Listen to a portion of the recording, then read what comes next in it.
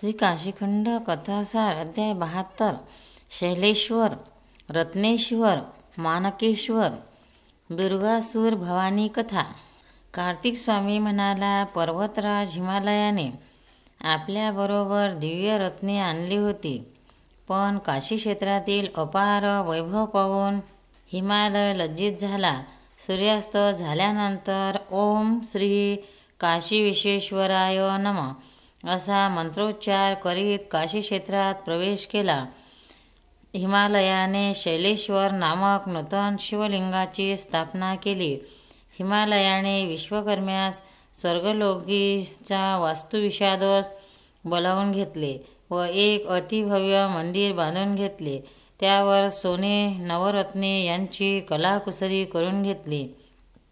मंदिरातील भिंतीवर श्री शिवाय नमः, श्री सांब सदा शिवाय नमः, महेश्वराय नमः, श्री रुद्राय नमः हे मंत्र करून घेतले।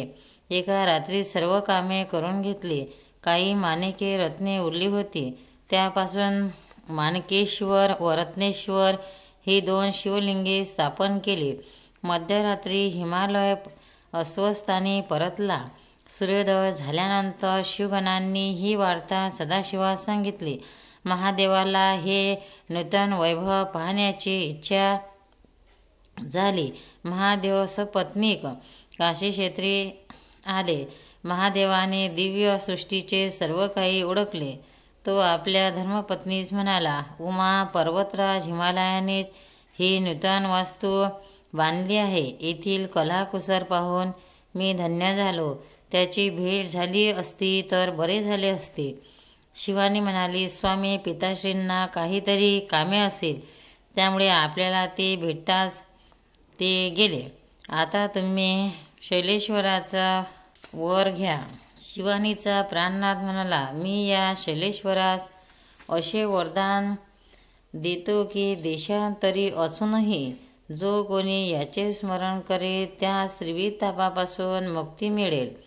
त्यास यश, लक्ष्मी, औदार्य, ज्ञान, वैभव, ऐश्वर हे षडगुण प्राप्त होतील। पृथ्वी, अंतरिक्ष, स्वर्ग, पाताळ सर्वत्र असणाऱ्या पंचमहाभूतांची तारांगणाची शक्ती या शिवलिंगात प्रगट होईल। या शिवलिंगाचे दर्शन घेणारा मुक्त होईल। रत्नेश्वर, माणिकेश्वर, शैलेश्वर ही भूमातेच्या पोटातून हिमाद्रीच्या भक्तीने प्रगट झालेली तिन्ही दिव्य शिवलिंगे अत्यंत श्रेष्ठ व पवित्र समजली जातील। आम्ही दोघे शिव पार्वती या शैलेश्वर लिंगात गुप्त रूपाने निवास करणार आहोत, असे म्हणून शिव पार्वती त्या लिंगात गुप्त झाले। षडानन म्हणाला, ऋषीश्वर, तुम्हाला अजून काही प्रश्न विचारायचे असल्यास जरूर विचारा। आपणास उत्तरे देण्यासाठी मी उत्सुक आहे। महातपस्वी अगस्त्य ऋषी म्हणाले, काशी क्षेत्रात दुर्गा भवानी मंदिराची स्थापना कशी झाली त्याची कथा तू मला सांग। कार्तिकेय म्हणाला, हिरण्याक्षाचा कुपुत्र रौरव याचा दुष्ट मुलगा दुर्गासूर होता। त्याने ब्रह्मदेवाची उग्र तपश्चर्या केली। ब्रह्मदेवाने त्याला वर दिला, त्रिगुणातील कोणत्याही वीर तुला पराभूत करू शकणार नाही। त्रैलोक्यातील सर्व राजे तुला शरण येतील, पण केवळ स्त्रीपासून तू पराभूत होशील।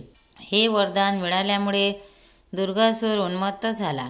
त्याने सर्व राजांना बंदिवासात कोंडून ठेवले। गुरु शुक्राचार्याच्या मदतीने पृथ्वीलोक जिंकला। त्याने देवेंद्रासहित सर्व देवांना पराभूत केले। दुर्गासूरने त्रिभुवन जिंकले, पण काशीनगरी तशीच राहिली। त्रिदेवांना जिंकून स्वतः त्रैलोक्याधिपती व्हावे असे त्याला वाटत होते। दुर्गासुराचा सेनापती म्हणाला, स्वामी, आपणास भिवून ब्रह्मा व लक्ष्मीपती श्रीहरी विष्णू काशीनगरीत लपले असतील। आपण काशीवर हल्ला करून त्यांना पराभूत करू। दुर्गासुराने विशाल सेनासह काशीवर हल्ला केला। त्याने काशी क्षेत्रातील ऋषीमुनींना त्रास देण्यास सुरुवात केली।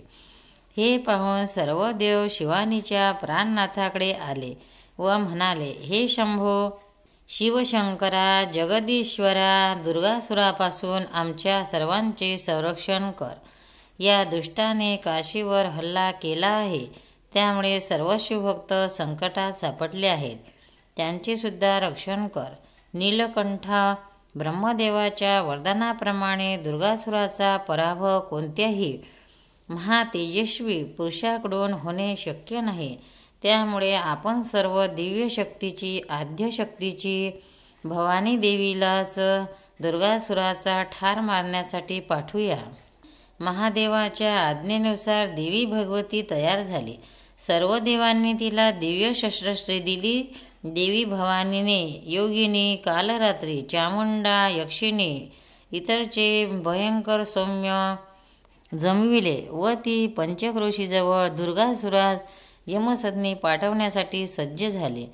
ऋषीश्वर तिने दुर्गासुराचा वध कसा केला याचे वर्णन पुढील अध्यायात सांगतो.